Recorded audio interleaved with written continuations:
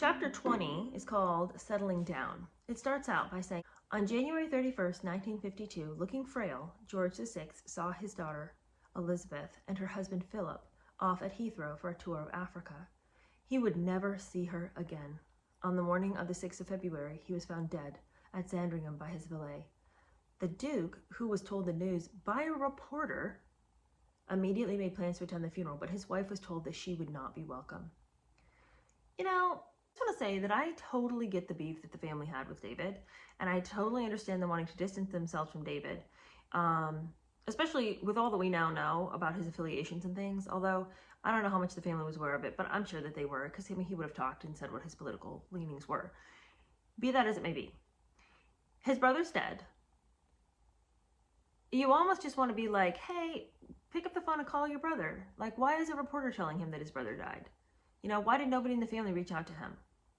And I get that they're upset, but like, the coldness needs to kind of like stop sometimes. Like, sometimes you need to stop being cold. Even the fact that they're like, and by the way, Wallis can't come to the funeral. Okay. I mean, they haven't let her come all this time. You don't want Wallis to show up and then that is the center of attention because she hasn't been allowed to darken the doorstep and now she's there. Focus might be on her. I don't know. I don't know what all the thoughts were, but it just seems like it's already a hard time. Why are we rousing up more anger and indignation of the same sad topics? I don't know. Regardless, he didn't know about it and a reporter had to tell him. Think it's a little odd, but whatever. Anyway, when you consider the way he conducted himself once he got to England, I guess his family knows him pretty well.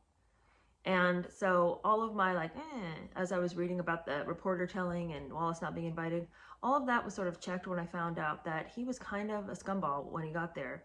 Just once again, thinking about himself in the wake of his brother's funeral. Back in Britain, he had tea with Queen Elizabeth, the new queen, his niece Elizabeth, Prince Philip, and Princess Margaret. He then viewed the coffin at Westminster Hall, dressed in the uniform of the Admiral of the Fleet, which drew some criticism. He was one of the chief mourners at the funeral, but he played little part in it. You know, it's just the Harry drama all over again about the uniforms and whatnot. What is up with these people? It's like, you've abdicated. It's like, Harry, you didn't want to be part of the royal family. That means you don't get to wear all the fun costumes. You know, that means you don't get to do this stuff anymore because you said you didn't want to. So now you can't come back and be like, well, when I'm here, I'll play the part. It's like, no, you won't. Same thing for David here. It's like, you don't just get to show up looking all spiffy in your uniform of the Admiral of the Fleet. You gave that up. Do you know what abdication means? You guys need a refresher course about the words. You know, abdication, leaving the family. It means you don't get to do the stuff anymore. And you don't get to show up and just, you know, still be spiffy, still looking handsome, still wearing the uniform. No, that's part of what you don't get to do now. Anyway, never wanted to miss an opportunity. He used the visit to lobby for a job and to make his case for recognition of Wallis, but as usual, to no avail. Can you even get over it? Your brother's dead. Did you see his body in the coffin? He's gone. And you still want to jump in and be like, but my wife. No, what about your wife? She wasn't even invited to the funeral. I think they've already given you their answer on how they feel about her. Anyway, he brought with him his lawyer, Henry Hank Williams, having learned that the £10,000 annual allowance had lapsed with the death of the king. Okay, so he shows up.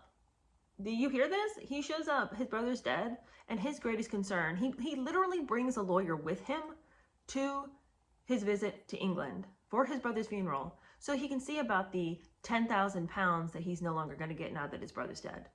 Got to make sure that gets wrapped up. Can't let that go, you know, by the wayside. I am astounded. I am astounded. After negotiations, it was continued on the understanding that he kept out of Britain or he would be taxed. Meanwhile, while he's over there mourning the loss of his brother, Wallis is over there having another heyday, another partay, another good time with Jimmy Donahue. Now, if you missed last episode, stop this and watch that. That episode was ridiculous. And it was all about the affair between Wallis, the open affair, the wide open affair that Wallis was having with Jimmy. And there's some speculation that it was sort of a menage a trois. But I'll tell you, the predominant parties here were Wallis and Jimmy. And then David was sort of this awkward clingers on. She's still having her affair, you know. Doesn't matter that her husband is in England grieving the loss of his brother. Well, the cat's away, the mice will play. Now, in the spring of 1953, the Duke was back in London after his mother, Queen Mary, became ill and then died. Here was another reminder of the past that he had left behind.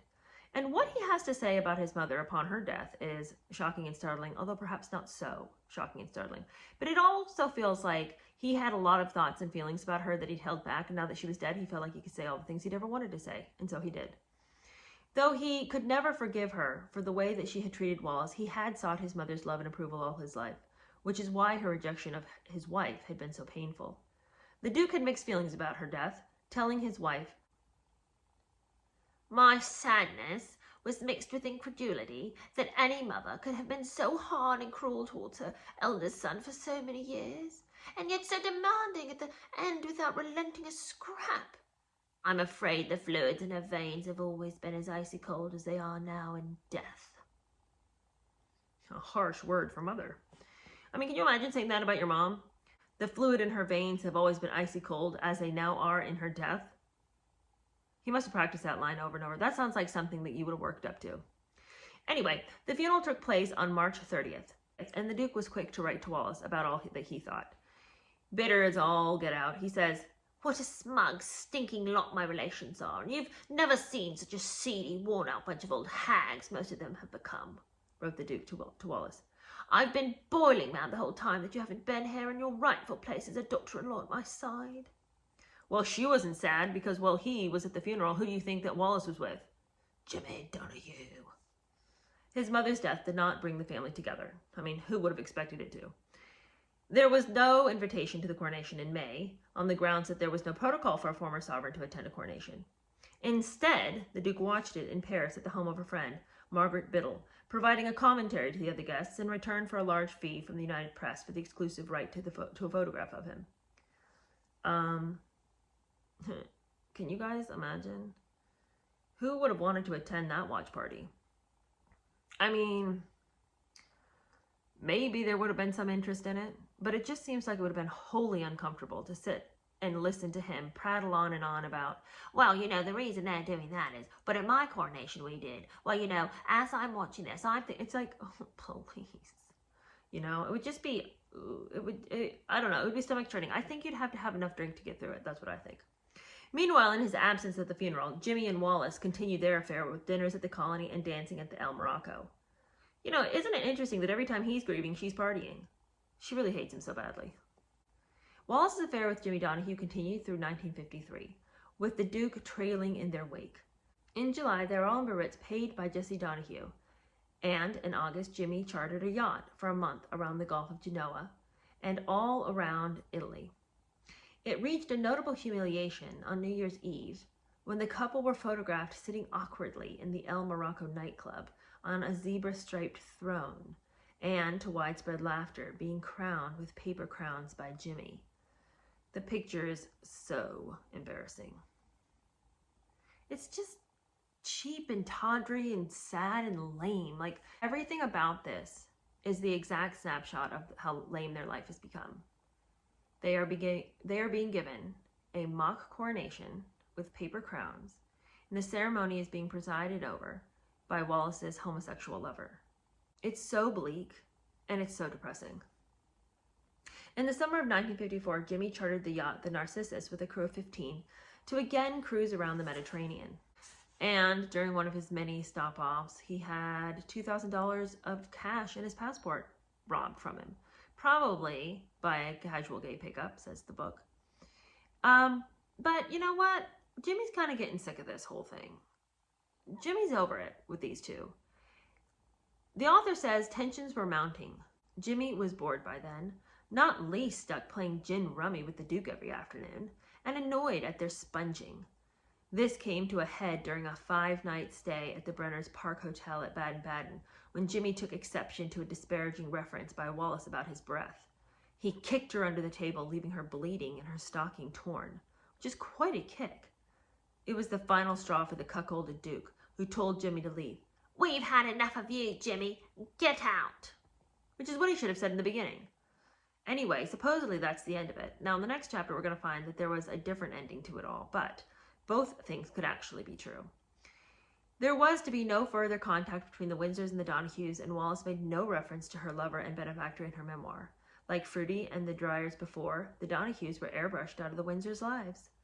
12 years later, in December 1966, Jimmy was found dead by his mother in their apartment at 834 Fifth Avenue. The official explanation was acute alcoholic and barbiturate intoxication, but the suspicion was that it was a suicide. In his bedroom were found 13 framed photographs of Wallis. Really? So, like, one has to wonder what sort of hold she had over him. You know, I mean, this man was a homosexual. Why did he have 13 pictures of this woman who was 20 years his senior, who he'd, like, you know, palled around with back in the day? But at his death, they find him and 13 pictures of Wallis Simpson. Questions linger. What? I mean, was Wallis like a witch? Was she casting spells on people? Like, what? How did she manage to get her claws in people like this? It's very strange.